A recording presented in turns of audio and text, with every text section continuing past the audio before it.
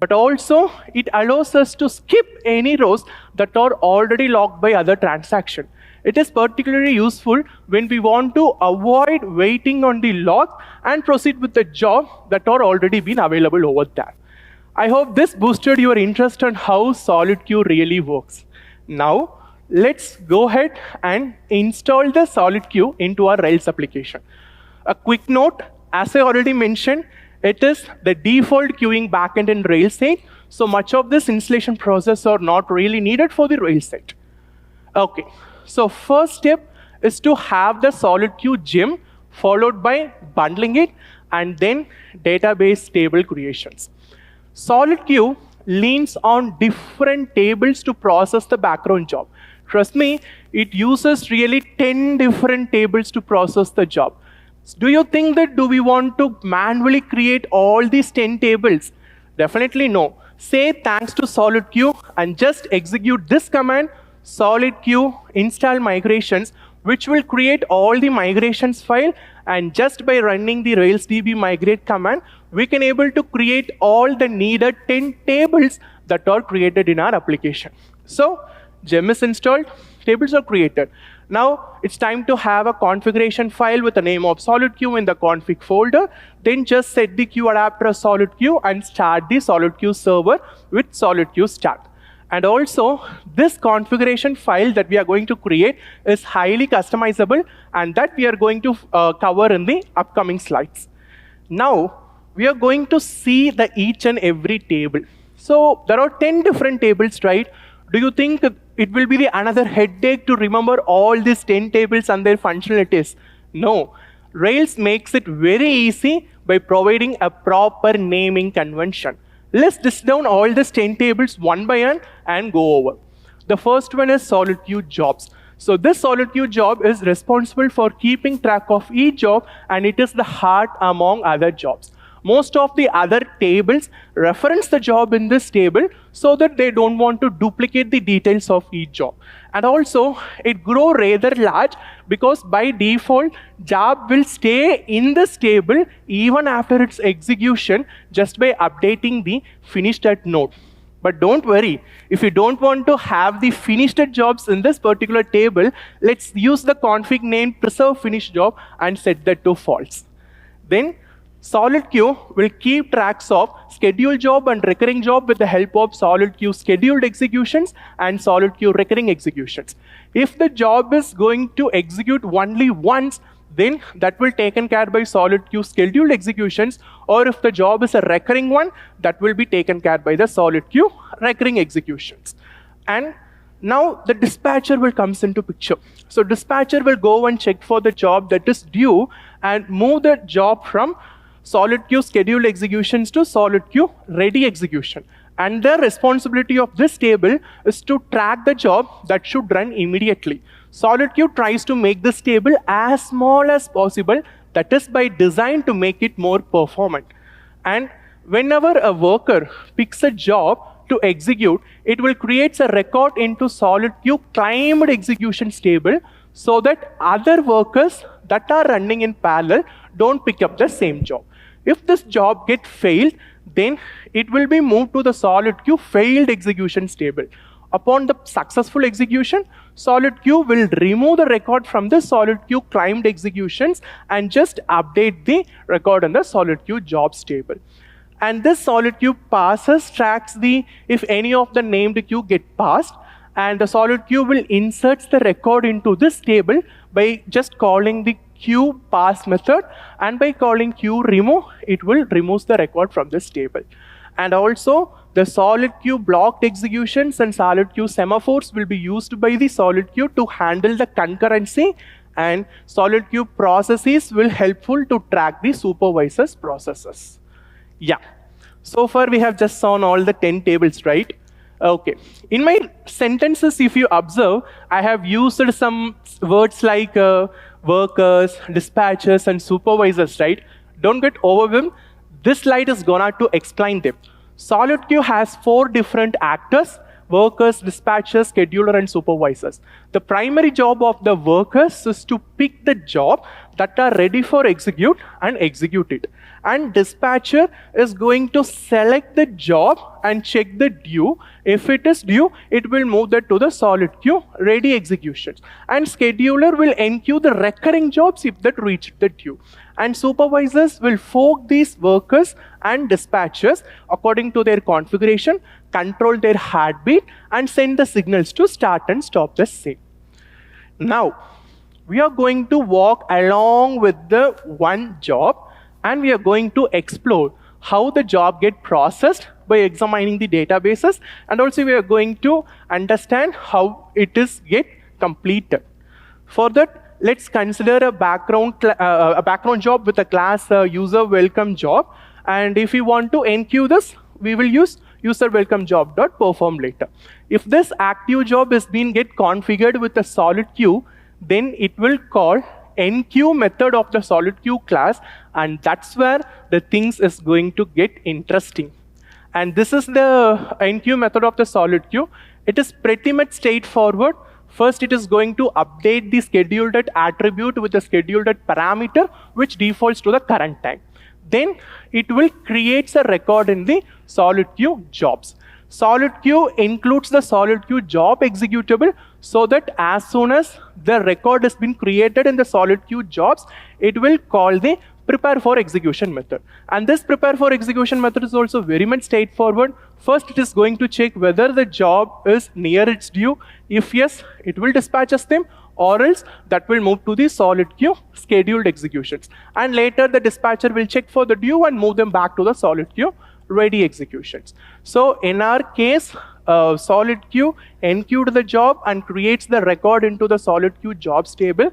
And if the job is due, it is moved to the solid queue scheduled executions. And now the dispatcher is going to check the job if that has been get due, and that job is being moved to the solid queue ready executions.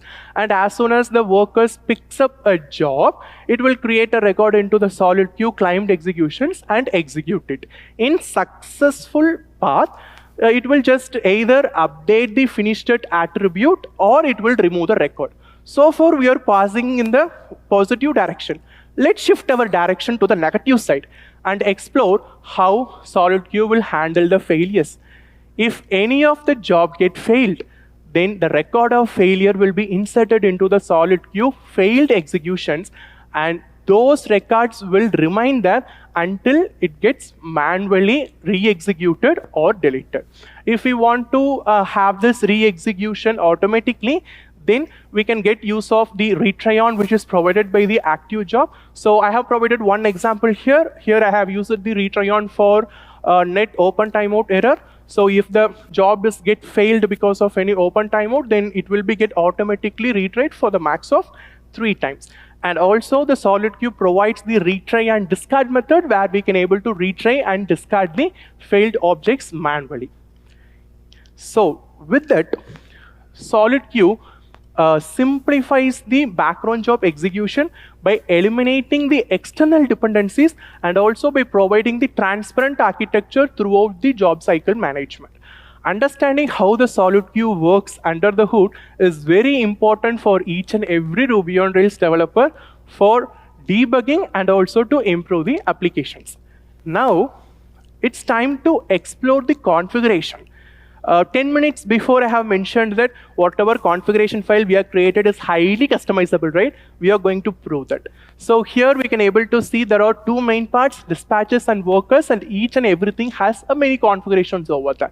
Let's go over one by one. First, let's take the dispatches. I just want to give a quick recap. What is dispatcher? The dispatcher will check the job from solid queue scheduled execution. If it is due, move that to the solid queue ready execution. So only 2 tables are involved. Now let's explore the configuration. First one, pooling interval. So it is the time interval in seconds at which the dispatcher will look for the scheduled job. Here it is mentioned as 60. For every 60 seconds, the dispatcher is going to look the solid queue scheduled execution, and if due, move that to the solid queue ready executions. It defaults to 60, followed by batch size, which is the number of jobs to be get executed by dispatcher in batches, which defaults to 500. And concurrency maintenance interval. Yes. Solid queue will also support job level concurrency, and that we are going to unravel at the end. For now, let's understand what does this configuration mean. So it is nothing but the time interval in seconds at which the dispatcher will wait before checking the blocked jobs that can be get unblocked. Coming to workers, we can able to create n number of workers for a specific queue, and this first attribute queue represents the list of queues that workers will pick the jobs from the application. If it defaults to asterisk, which means by default it will consider all the workers present in our Rails application. The very important thing to note is the provided order of queue will be considered as the queue prioritization, which means here in this example you can able to see it is mentioned as real-time comma background, which means no jobs from the background will be get executed until all the jobs from the real-time gets completed. Followed by threads, which represents the max size of the thread pool that each workers will have to run for the jobs. It's very simple and it's default to 3. And again, the pooling interval, same as the dispatcher, it's the time interval at which the workers will look for the job.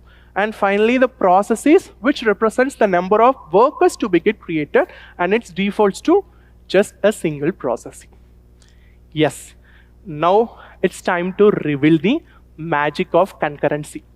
Solid queue extends the active job with concurrency by allowing us to limit the number of jobs of certain type or with certain arguments that can run at a certain time. So here I have listed the syntax over there. Here we have used the method limits concurrency with the 4 arguments, 2 key, duration, and group. It's a very, very simple, friends. And now we are going to just explore, that each and every configurations over there. So the first one is key. It is the only required param, which can be either a string or a symbol or even an argument that is being received as a proc, which will accept the values. And this will be used as an identifier that with it the jobs needs to be get limited together. Then 2, which represents the maximum concurrency execution and which defaults to 1, and followed by duration. Yeah. So which represents the maximum, interval to guarantee the concurrency's limit, and which defaults to the solid queue's default concurrency control period, which itself defaults to 3. And last group, with this we can able to control the concurrency of different job classes, which defaults to the job name.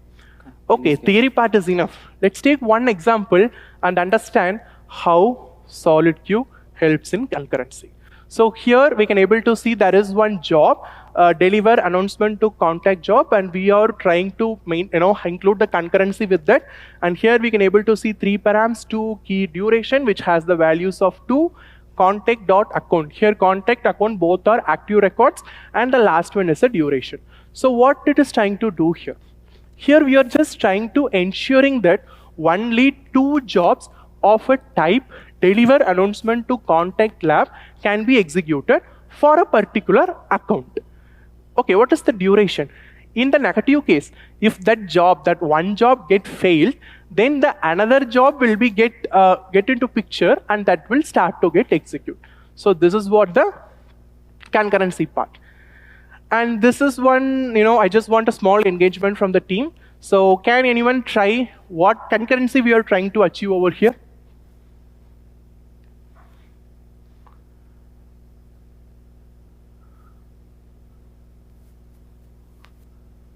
Okay, so for now, let's proceed with the answer. With this, I'm having the multiple quizzes. Probably I can, put in my LinkedIn page, so we can just discuss over that. So here, what we are doing is, even though there are 2 different jobs, both are being grouped with a same group, which means even though there are 2 jobs, only one thing can be get executed, and that will be get ensured by the contact record object. So by limiting the concurrency in this way, we are going to insert the record into solid queue, blocked executions, and the dispatcher will be continuously checking the jobs that might have exceeded their duration limit. And also the important thing to notice, even though we did the concurrency, here jobs are never discarded, it's only get blocked. So like this, the solid queue supports the concurrency as well. And also that there are some special use cases for this solid queue where that will be very much useful. So the one use case is delaying a recurring job for a high priority task that runs daily but skips the non-critical queue with queue order. And the one another use case is using the concurrency control to ensure only process as jobs as a system can handle without overloading this. Like this, there are some other use cases as well. For that, some other queuing backends can also support, but these use cases will be very much supported by the solid queues. With this, I would like to wrap up this, and it's the time for questions.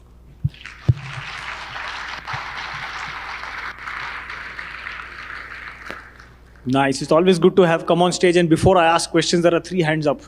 I was about to say I'm not going to take any questions for this talk, but I will. Don't worry. Hang on, Sid, one sec. Just on the mic, we need to record it.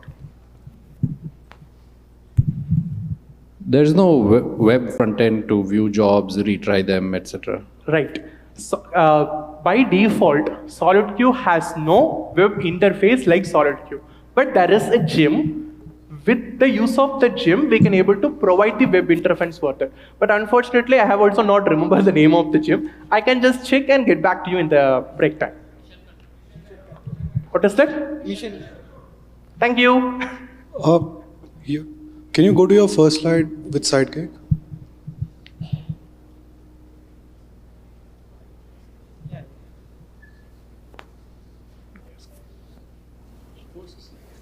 He's asking the comparison slide.